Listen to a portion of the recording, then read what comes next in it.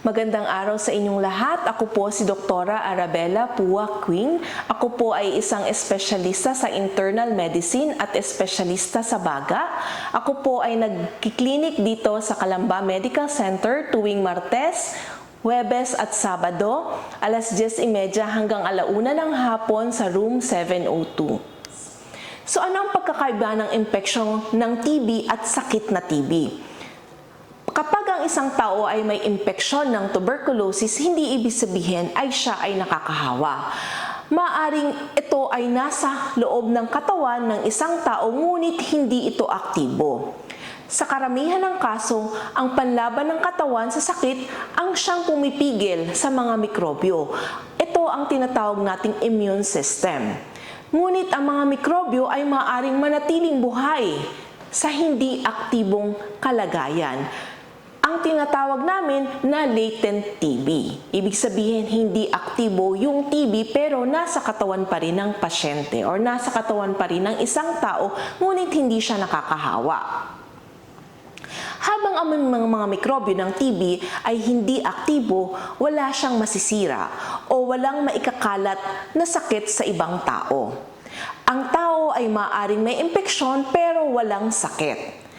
Sa karamihan or 90% ng mga tao, ang mga mikrobyo ay nananatiling hindi aktibo o latent. Makikita ang mga impeksyon sa pamamagitan ng positibong resulta ng PPD or yung tinatawag na TB skin test. Okay?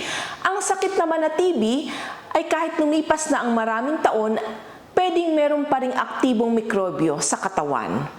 At ito ay maaaring maging aktibo kapag humina ang resistensya o depensa ng katawan ng pasyente.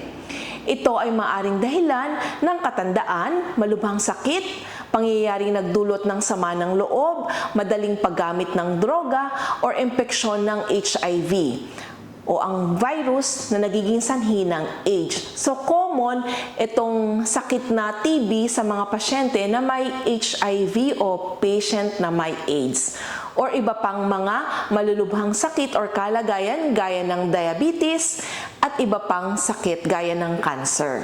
Okay?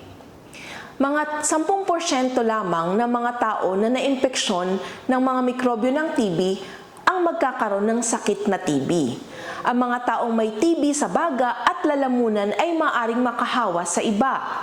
Sa karamihan ng kaso, matapos ang 2 linggong pag-inom ng gamot, ang mga taong may sakit na TB ay hindi na makakapagkalat ng mga mikrobyo. Ibig sabihin, hindi na sila makakahawa kapag nagagamot na sila ng 2 linggo ng gamutan or tutok gamutan sa tuberculosis. Ang mga taong may TB sa ibang bahagi ng katawan ay hindi nakakahawa.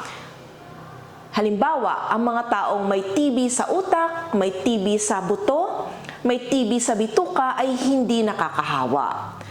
Para sa dagdag na impormasyon, kausapin ang inyong lokal na klinika o TB.Center. Meron po tayo dito sa Calamba Medical Center. Ang lahat ng pagsusuri at paggagamot ng TB ay ibinibigay ng libre at kompedensyal sa mga klinika sa baga or sa TB.Center.